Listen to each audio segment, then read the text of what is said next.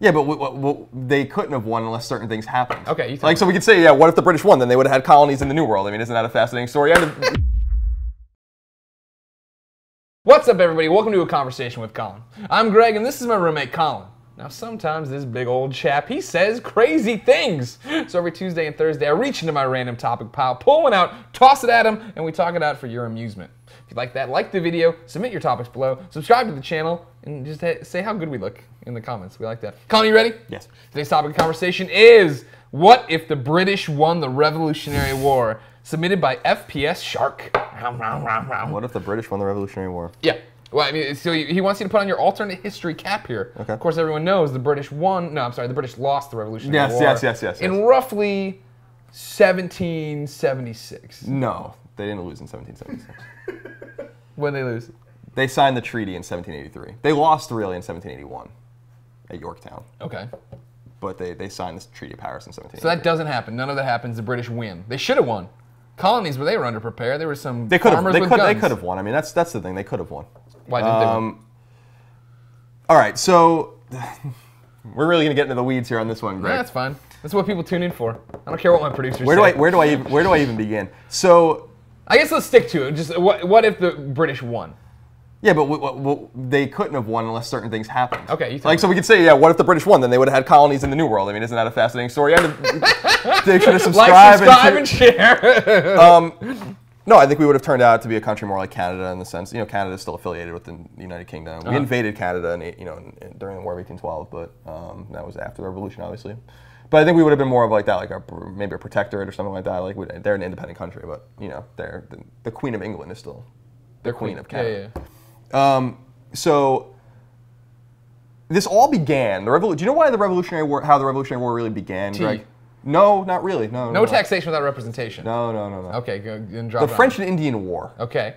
The French and Indian War was fought, and it's the French and Indian War, but it's really the British versus the French in the New World, and also it's called the 7 Years' War in England, in Europe. And during this war, the British spent an enormous amount of money, right, in the New World to protect their colonial interests. And when the war was over, they were in debt. That the British were in huge debt, and this is where the taxation thing starts to come in because because the British thought that the American colonies should be taxed, which is where the Stamp Act and the Sugar Act and all these things come out in the 1760s to maintain a military presence and in the New World, and also to have paid for some of their own protection during the New World, because the English thought that they should have to natively pay for something like this, and the colonists thought that no, this is actually in your vested interest to protect this because of our economy, whether it's sugar and cotton, tobacco, and things of this nature, rum, some mild manufactured products, but not much. A lot of that stuff went to England to be manufactured, such as lumber. So that all began in earnest in the 1760s, and by the 1770s, things really came to a head where and that's where taxation with representation came from. But really, the war was going to happen anyway. They were looking for a reason to fight. And a lot of this comes from the fact that a lot of the people in the colonies were people that had already escaped European prosecution, whether it's in the form of religious persecution, political persecution, things of this nature. So they really wanted nothing to do with them anyway. Now, the reason that when the revolution began in 1775, the shot heard around the world. Right. They were arguing. There was an argument. There was an argument. It was normal colonists getting up in the redcoats' face. Redcoats were backing off, and then one person shot, and then they it was Lexington and Concord, the bridge. Yeah. No one knows who shot. Yeah. But they started firing at each other. The British retreated. They were getting it's kind of cool to envision it, right? They're running away, there are farmers taking shots at them from the woods and stuff like that. It's on now. Yeah. And they've been waiting for this for a long time, especially in Massachusetts. Yeah.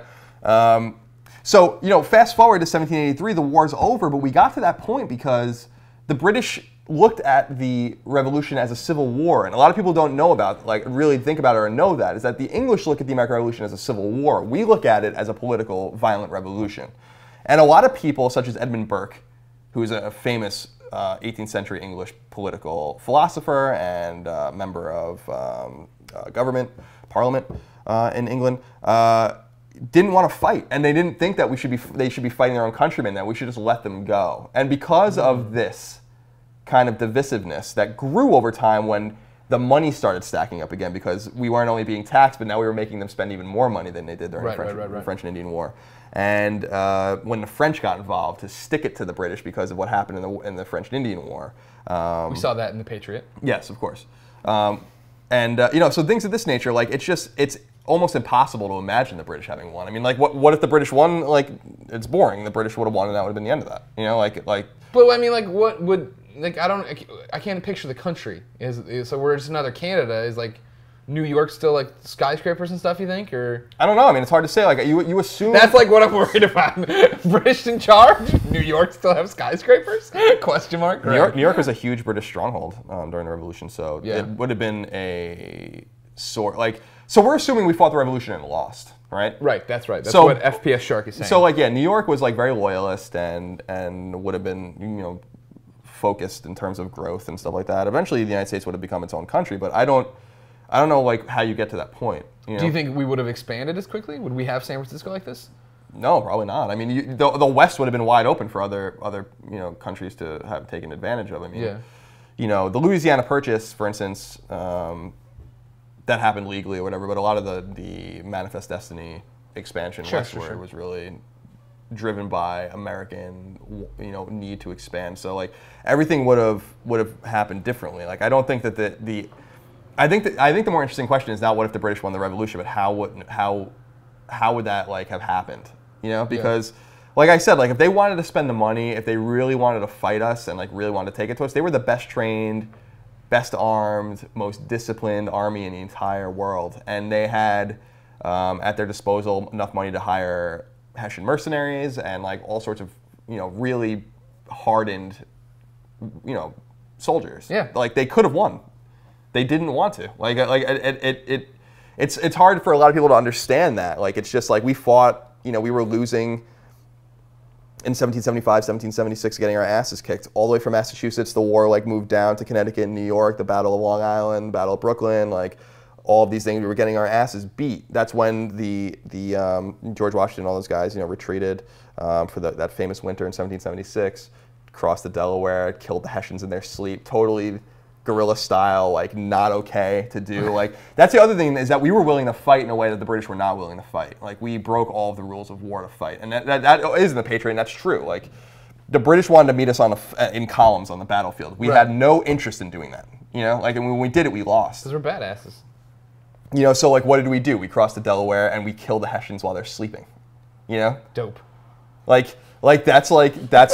Not only does that scare them, like they're all drunk. It's Christmas. They're not supposed to be fighting. You don't fight in the winter in classical war theory. Like you don't fight. Like you don't fight during that time. Right. Like it's like you take a break. This is when there were like really hard, fast rules of war. We had nothing to do with that. We crossed. George Washington, who's badass, is on the boat, crosses over. The Hessians are drunk, have no idea what they're doing. Their weapons aren't anywhere. We're just fucking murdering them. Striking fear into their heart. By the time the French join us and start to train us, 1777, 1778, Marquis de Lafayette and all those guys come over, then we are ready to fight in columns, and that's what happens at Yorktown. Yorktown, of course, that's in the Patriot too. When I'm pretty sure Mel Gibson stabs a dude with an American flagpole in that battle. I don't know if that ever happened. That's based on fact. Also, there's a mall in Illinois called Yorktown. So, thank you, FPSShark. That was a good conversation. That's kind of a rambling conversation, but well, you nailed it. I mean, you answered the question I wanted to know. Would New York still have skyscrapers? Probably yes. All right, that's good enough by me. Would they be all like cobblestoney? Like I imagine. Everything I know about England, I know from Harry Potter. Okay. So would it look like that? Yes. Oh wow. I don't know. Okay, that sounds kind of cool. I mean, does Toronto look like that? No. Who the fuck knows? I don't go to Toronto. Ottawa, Vancouver. I've been to the Calgary. one. What's the one right across from Seattle? I've been to that one. Vancouver. I've been to Vancouver. I ran into Jimmy Olsen at the hotel bar. From Smallville. Oh, okay. Okay. Colin, that wraps up this conversation. Thank you so much for submitting it, FPSShark. Thank you, Colin, for your time. Remember, ladies and gentlemen, if you liked it, like the video, subscribe to the series, hang out in the comments, and tell us what you'd like to see Colin talk about. And until next Tuesday and or Thursday, have a conversational day. Maybe it's just very clear cut. Maybe Oswald was just fucking crazy and knew the president was coming to Dallas and went into the school book depository and took his sniper rifle because he was, by the way, Army trained, and killed the president. I mean, maybe that's what. But like, really, is that really it? Like, I don't think so. I don't think that really is it.